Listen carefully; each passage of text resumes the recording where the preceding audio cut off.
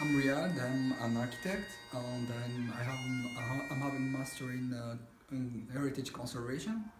I'm here. I'm working in summer job here with the Canadian Heritage of Quebec, and I'm taking care of this house and having guests. I'm the host of the house. Yeah, I'm preparing breakfasts and serving beds and all stuff. Yeah, it's really good. It's serene, like I said, it is so tranquil and so peaceful that you feel yourself in your house. The Roshia, like I said, it shows you every day is different. Every day it shows you um, another image of this nature. It's so beautiful that every day is new, and I like it here because you will feel yourself a part of this nature, and you return to your nature by being in more relation with nature. Yeah.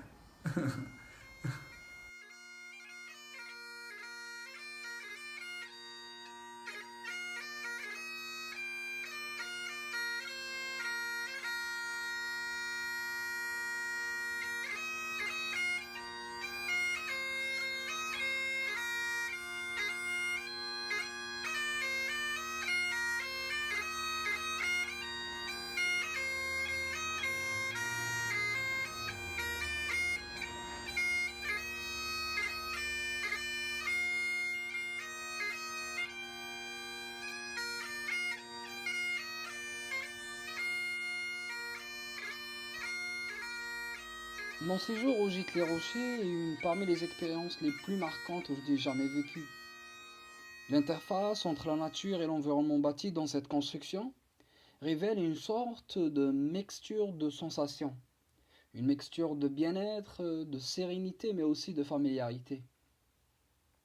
Et personnellement, je trouve que cette mixture spontanée surgit surtout par les formes des différentes parties du bâtiment, par les odeurs existantes sur le lieu, par les textures et les couleurs choisies pour construire ce bâtiment, mais aussi par le son et même par la qualité de la lumière présente sur les lieux.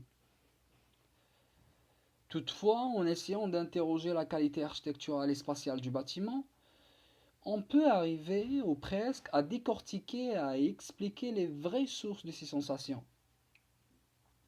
Comme par exemple la première impression face à la résidence d'été de Sir Johnny MacDonald n'est pas très immédiate, parce que, à l'encontre des autres habitations dans le vieux Saint-Patrice, notre bâtiment fait l'exception en n'étant pas visible de la rue Fraser. Mais il est bien caché des regards des passants par une petite forêt qui a regagné le terrain du jardin frontal de la propriété. Et par conséquent, la petite ouverture dans la clôture, qui laisse passer et accéder au terrain, nous donne une impression qu'on est dans une sorte de jardin, un jardin surprise, qui est au fait un style d'organisation des jardins organiques.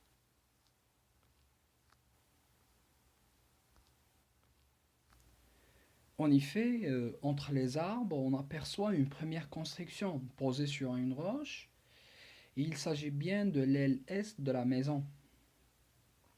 Ici, au fait, une modeste maison de ferme avec un toit à deux versants.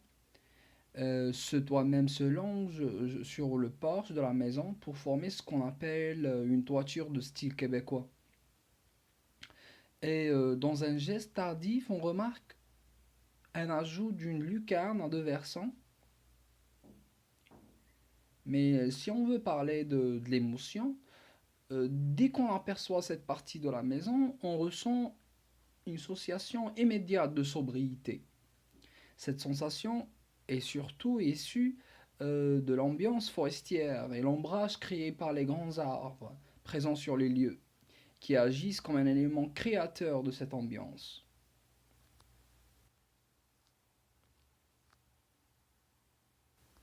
Plus on avance dans le jardin frontal de la maison, on découvre la deuxième partie de la maison qui est l'aile ouest. Elle est attachée à la première aile.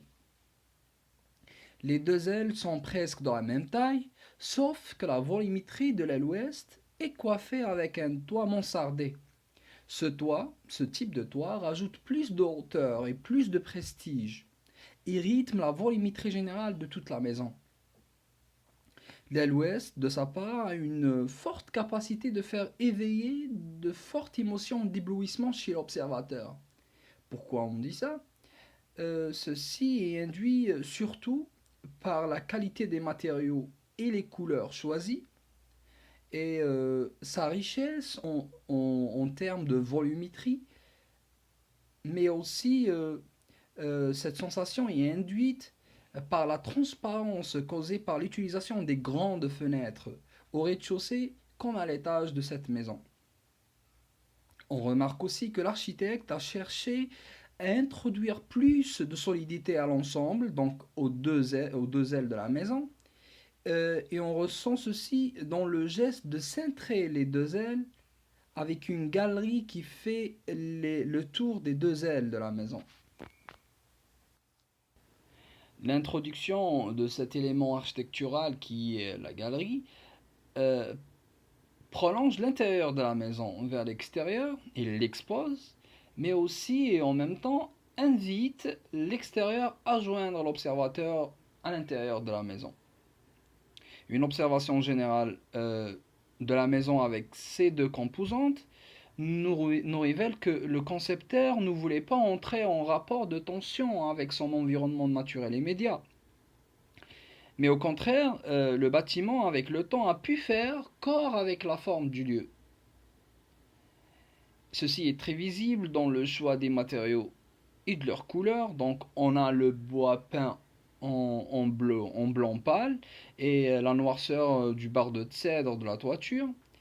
Et je crois que ce choix de matérialité est en harmonie et s'accorde très bien avec la nature du lieu. Et ceci donne donc un meilleur vieillissement à la maison dans son paysage.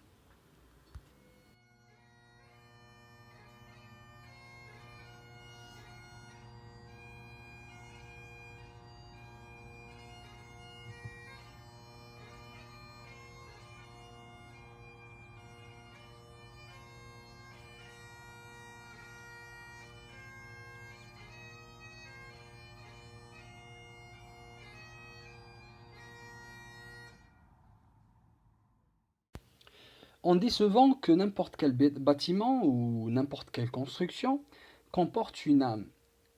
Et personnellement, je crois que l'âme de la résidence d'été de Sir John A. Macdonald réside bien dans son intérieur.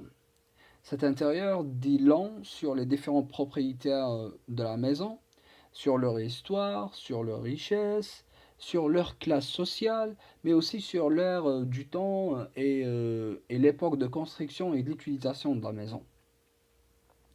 Donc si on veut parler de l'aspect intérieur de la maison, comme à l'extérieur, l'intérieur est aussi divisé en deux. Donc on a une aile est très modeste.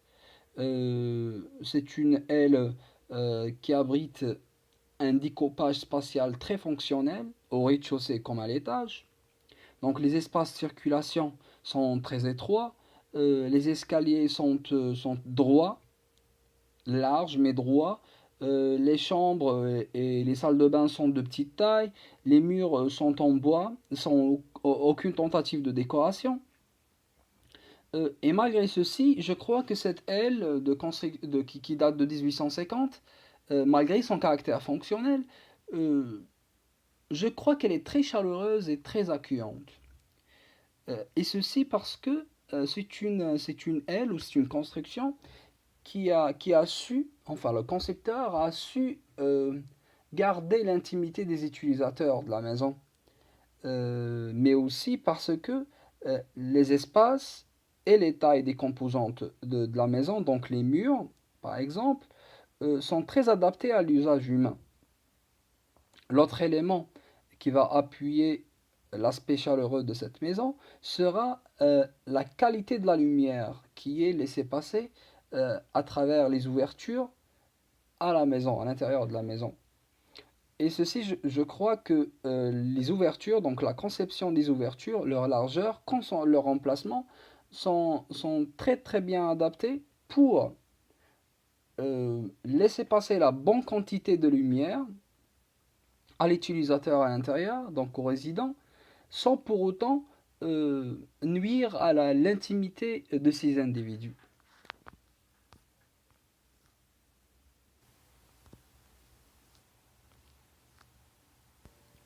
À l'encontre de l'aile ouest de la maison est très différente de la première aile. Euh, c'est une aile qui n'est pas modeste, et c'est une construction qui est faite pour montrer le prestige et la classe sociale et refléter la classe sociale de ses propriétaires. Et je crois que c'est une aile qui est remplie de symbolisme et enveloppe plusieurs histoires dans chacun de ces détails. Tout à fait, après quelques pas à l'intérieur de la maison, on voit la franche volonté d'avoir une construction prestigieuse. Et ceci est visible par déjà le marquage de son entrée. Elle a une entrée très large qui est marquée par un seuil, mais aussi les espaces de circulation à l'intérieur de cette aile sont très larges. On remarque aussi qu'il y a une abondance dans les hauteurs de la maison, et ceci par rapport à la première aile, mais on voit aussi l'abondance d'utilisation de la décoration à l'intérieur de la maison, par les tapisseries utilisées à l'intérieur. Donc on sent une grande volonté d'en faire de cette aile un endroit où Sir Johnny MacDonald devait recevoir ses invités de haute classe sociale, et ceci a incité le concepteur de la maison à utiliser des techniques qui sont beaucoup moins adaptées dans les résidences d'été. Donc c'est des techniques ou des éléments architecturaux qu'on voit beaucoup plus dans des maisons de ville, telles que l'utilisation donc des escaliers à quart tournant qui est construit en bois, mais aussi l'application de la tapisserie presque dans toute la maison, mais aussi de faire varier cette tapisserie d'une chambre ou d'une pièce à une autre. La variation de la tapisserie d'une pièce ou d'une chambre à une autre a donné une spécificité et une atmosphère bien distinctes à chacune de ces pièces. L'esprit pittoresque de cette aile ouest, qui est construite en 1883, n'est pas à ignorer. Il est toujours confirmé par les différents éléments architecturaux de la maison.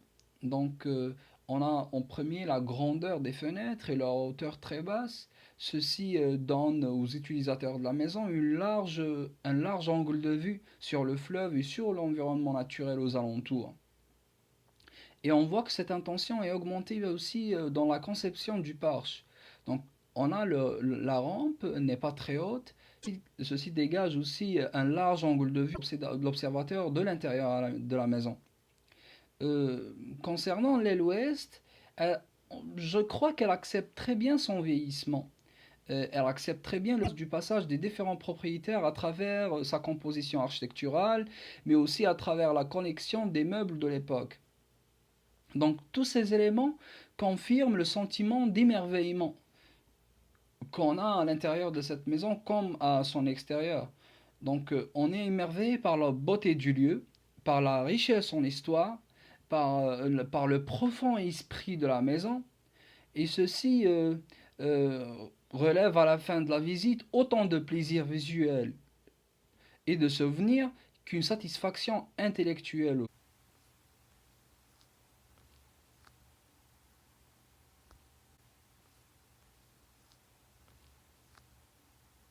I think that there is a lot of ghosts here or spirits here who lives in this house. Lady MacDonald, Louis Riel, Sir Johnny MacDonald. He's visiting his house. He's having a nap and having a vacation from from the other part of life. And yeah, I'm afraid of all things I don't see. So ghosts, spirits, all those things. I don't like them. It's so moment that I'm afraid when I'm alone, and I think that's logical because it's an old house.